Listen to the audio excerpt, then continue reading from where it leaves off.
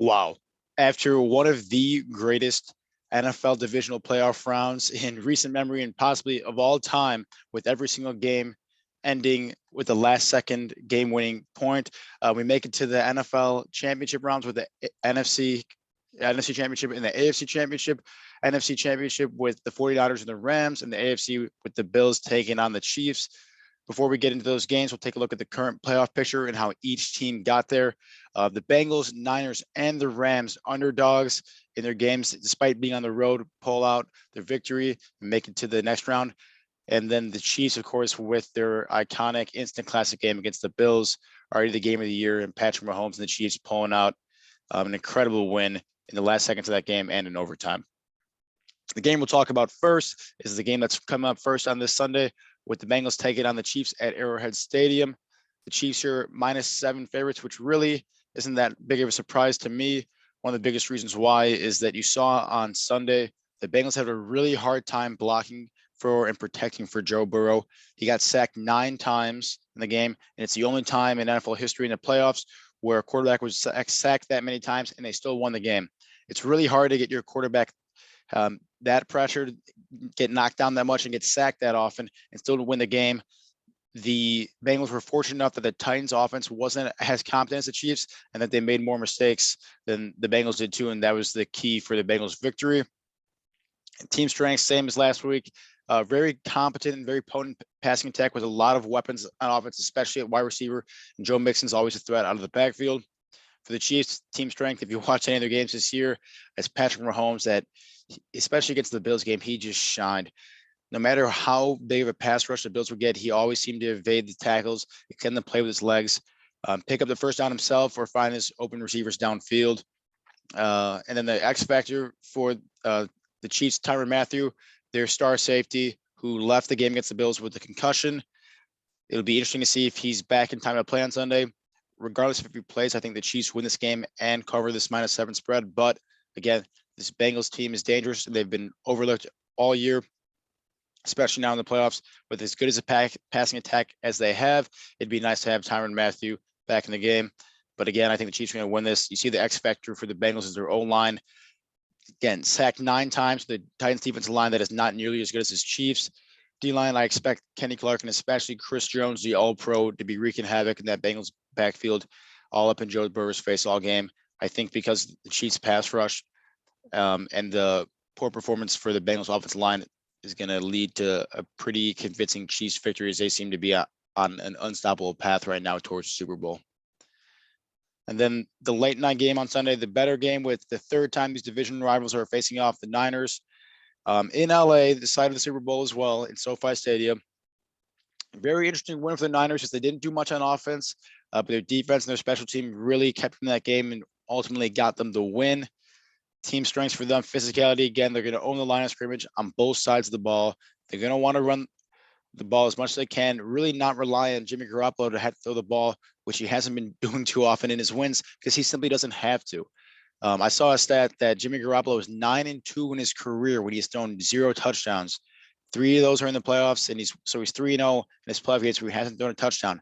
This 49ers team has shown that just with their pure physicality on the line of scrimmage and their run game, they are good enough to win games, and it's a very scary opponent.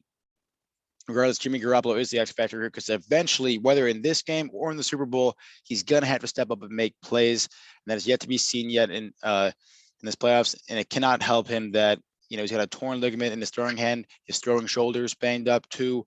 So he's going to be a key factor to watch. If the Rams can shut down or at least limit the Niners run game and force the 49ers in passing attacks or passing situations, it's going to be really interesting to see how Jimmy Garoppolo and the 49ers stand up to that task.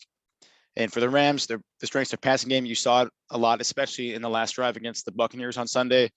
Cooper Kupp has been phenomenal all season long, but Odell Beckham is really looking like a great addition for that team late in the season, especially as each game goes by. He becomes more and more integrated with that offense. Him and Matt Stafford become more comfortable with each other, and it just seems like they have 2 unstoppable receivers in Kupp and Odell right now in that passing attack. The X factor of this game is turnovers.